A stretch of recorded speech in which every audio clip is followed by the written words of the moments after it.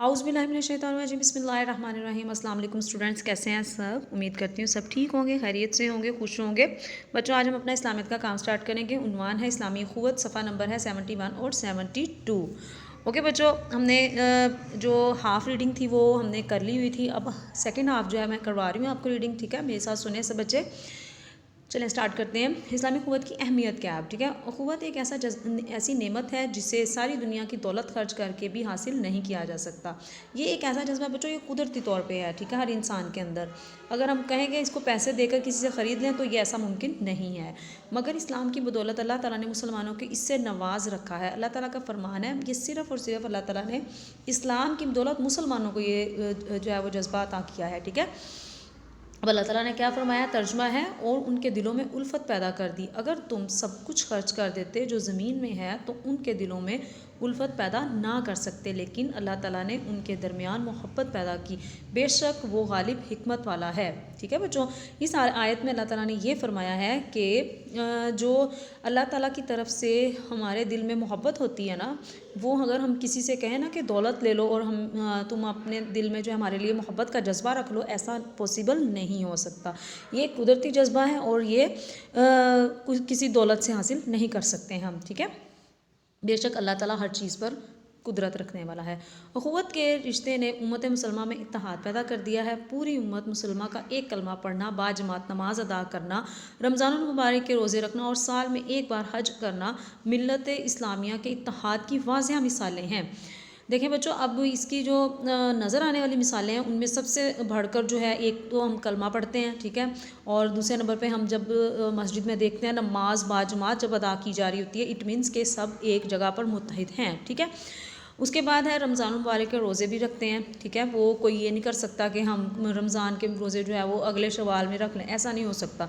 रमज़ान के रोज़े रमज़ान में ही रखे जाएंगे, चाहे वो कोई गरीब है कोई अमीर है, सबको इसी माह में रोज़े रखना फ़र्ज़ है, ठीक है।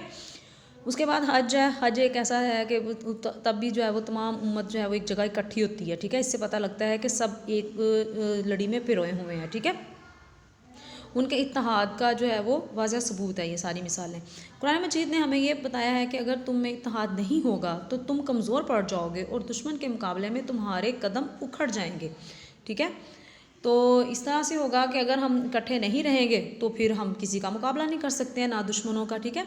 आगे खुतबा हिज्जतुल विदा के मौका पर रसूलुल्लाह सल्लल्लाहु अलैहि वसल्लम ने यह भी फरमाया, देखो मेरे बाद गुमराह ना हो जाना कि एक दूसरे की गर्दनें मारने लगो, ठीक है, एक दूसरे के दुश्मन ना बन जाना। आप सल्लल्लाहु अलैहि वसल्लम ने ये फरमाया। रिश्ता ख़ुव्वत से दूसरे मुसलमानों के साथ हमदर्दी और खैरख्वाही का जज्बा परवान चढ़ता है, इसलिए अल्लाह ताला ने दो मुसलमानों के दरमियान लड़ाई की सूरत में फ़ौरन सुलह कराने का हुक्म दिया है और दो मुसलमानों का आपस में 3 दिन से ज़्यादा नाराज़ रहना नाजायज़ करार दिया है, ठीक है बच्चों। अब 3 दिन से ज़्यादा हम किसी से नाराज़ नहीं रह सकते, ठीक है, ये नाजायज़ हो जाएगा।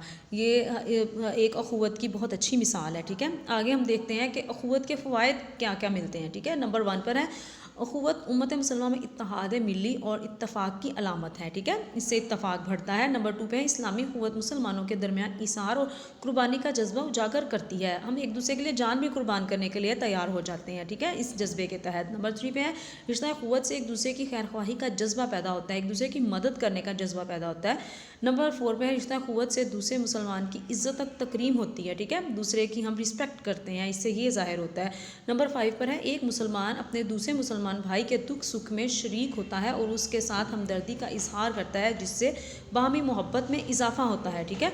अब इससे ये होता है कि हम एक दूसरे के दुख सुख में शरीक भी होते हैं और उनके साथ जो है वो बाहमी प्यार और मोहब्बत का इजहार करते हैं। अख़ुवत का रिश्ता दीन इस्लाम की बुनियाद पर कायम होता है। दुनिया का हर मुसलमान अख़ुवत के रिश्ते से मुंसलिक है, लिहाजा दुनिया के तमाम मुसलमानों को चाहिए कि वो मिलजुल कर रहें और एक दूसरे के दुख दर्द में शरीक हों, ठीक है।